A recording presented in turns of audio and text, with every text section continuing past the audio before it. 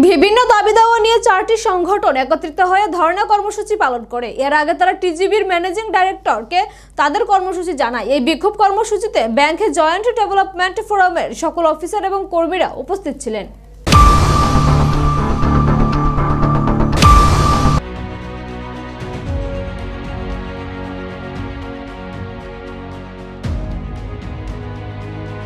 দশ দফা দাবির ভিত্তিতে টিজিবির বিভিন্ন সংগঠন বহুদিন ধরে আন্দোলন করে আসছে, কিন্তু কর্তৃপক্ষের তরফে কোনো সাড়াশব্দ পাওয়া যাচ্ছে না।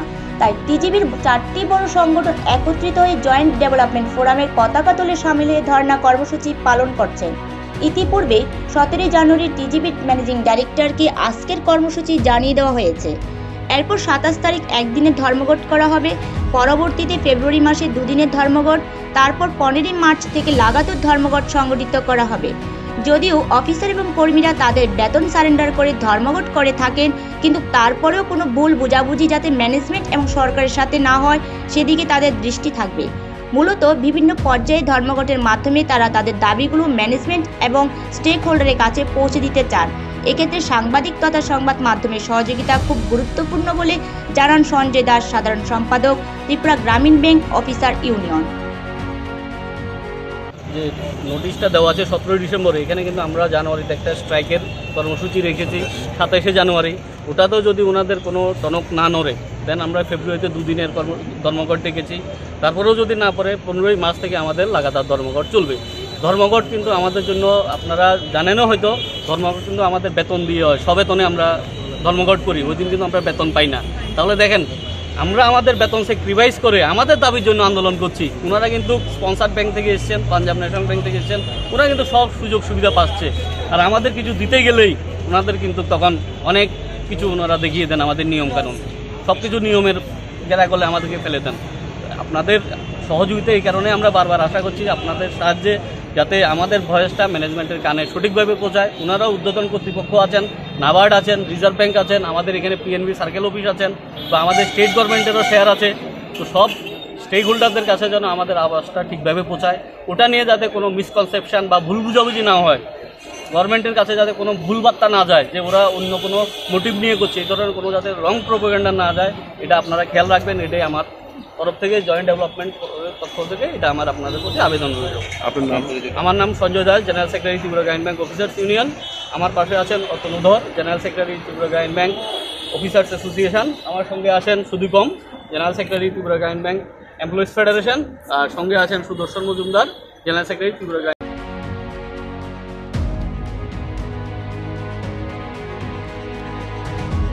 গ্রামীণ ব্যাংকের নেতৃত্ব জানান, আজকের ধর্ণা কর্মসূচি 100% ত্রিপুরা গ্রামীণ ব্যাংকের কর্মীদের স্বার্থ নিয়ে করা হচ্ছে, কিন্তু কোনো ব্রাঞ্চের স্বাভাবিক কাজকর্ম বন্ধ না করে এই আন্দোলন করা হচ্ছে। এরপরেও যদি দাবি মানা না হয় তাহলে তারা আগামীতে লাগাতার ধর্মঘট করতে বাধ্য হবে। তখন হয়তো গ্রাহকদের অসুবিধা হতে পারে, তবে গ্রাহকরা তাদের পাশে থাকবেন বলে তারা আশা প্রকাশ করেন। তাদের দাবি সুষ্ঠু ট্রান্সফার পলিসি করতে হবে, প্রত্যেক শাখায় গ্রাহকদের জন্য টয়লেটের ব্যবস্থা করতে হবে। যৌথ উন্নয়ন মঞ্চ ত্রিপুরা গ্রামীণ ব্যাংকের 4টা ইউনিয়ন নিয়ে ত্রিপুরা গ্রামীণ ব্যাংক অফিসার্স অ্যাসোসিয়েশন, ত্রিপুরা গ্রামীণ ব্যাংক অফিসার্স ইউনিয়ন, ত্রিপুরা গ্রামীণ ব্যাংক এমপ্লয়িজ ফেডারেশন এবং ত্রিপুরা গ্রামীণ ব্যাংক এমপ্লয়িজ অ্যাসোসিয়েশন, মানে 100% আমরা রিপ্রেজেন্ট করছি ত্রিপুরা গ্রামীণ ব্যাংকের স্টাফদের নিয়ে। আমাদের দীর্ঘদিনের অনেক দাবি ম্যানেজমেন্টের সাথে প্রতিটা ইউনিট থেকে আলাদা আলাদাভাবে বৎসরব্যাপী বিভিন্ন ইস্যু নিয়ে কিন্তু আমরা কথাবার্তা চালিয়ে যাচ্ছি।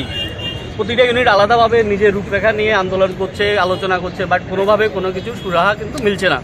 আমরা তাই বাধ্য হয়ে যৌথ সংগ্রাম মঞ্চের ব্যানারে এসে সবগুলো ইউনিয়ন আবার আমাদের মূলত 10 দফা দাবি নিয়ে আজকে আমরা এই আন্দোলনে সামিল হয়েছি। আন্দোলনে সামিল হওয়ার জন্য আমরা কিন্তু চেয়ারম্যানকে গত 17 ডিসেম্বর আমাদের দাবিসমূহ নিয়ে এবং কী কী কর্মসূচি থাকবে এগুলো নিয়ে ডিটেলস একটা দিয়েছি, মানে নোটিশ দিয়েছি ওনাকে। ওই মোতাবেক আমাদের কর্মসূচি শুরু হয়েছে, বিভিন্ন ধরনের কর্মসূচি। আজই ওটার পার্ট হিসেবে আমাদের ধর্ণা প্রোগ্রাম। এই ধর্ণা প্রোগ্রামে আমরা কিন্তু আজকে কোনো ব্যাংকিং পরিষেবা বন্ধ রাখিনি। আমাদের একটা উদ্দেশ্য ছিল, যেহেতু আমাদের ইন্টারনাল ইস্যু যতগুলো সম্ভব ম্যানেজমেন্টকে বুঝিয়ে আলোচনার টেবিলে এনে এগুলিকে সমাধান করা যায় কিনা, এই কারণে কিন্তু আজকে আমরা কোনো এখনও মানে প্রথম অবস্থায় কিন্তু কোনো ব্রাঞ্চ বন্ধ বা কোনো অ্যাডমিনিস্ট্রেটিভ বন্ধের ডাক দিইনি। এই কারণে আমাদের আজকে ধারণা ছিল আমরা শুধু 100 থেকে 150 লোক জড়ো করেই আমাদের কর্মসূচি করব। শুধুমাত্র। যদি আজকের আন্দোলন থেকেও এখানে এই ডাক থেকেও যদি ম্যানেজমেন্ট সাড়া না দেয় তাহলে কিন্তু আমরা আগামী দিনে স্ট্রাইকে যেতে বাধ্য হব। তখন কিন্তু কাস্টমারদেরও একটু হয়রানি হবে, আপনাদের তখন সহযোগিতা লাগবে যাতে কাস্টমাররা আমাদের পাশে দাঁড়ায়। আমাদের দাবিগুলোর মধ্যে মুখ্য একটা দাবি ছিল আমাদের ট্রান্সফার পলিসিটা নিয়ে। ট্রান্সফার পলিসি কী হয়েছে, এই ম্যানেজমেন্ট আসার পরে নিজের মতন করে বদলি নীতি করছে। আমরা বলছি না, সুষ্ঠু বদলি নীতি করতে হবে। নাবার্ডের একটা গাইডলাইন আছে যে সবগুলো ইউনিয়নের সাথে আলোচনা করে যাতে পলিসিটা বানানো হয়, ট্রান্সফার পলিসিটা।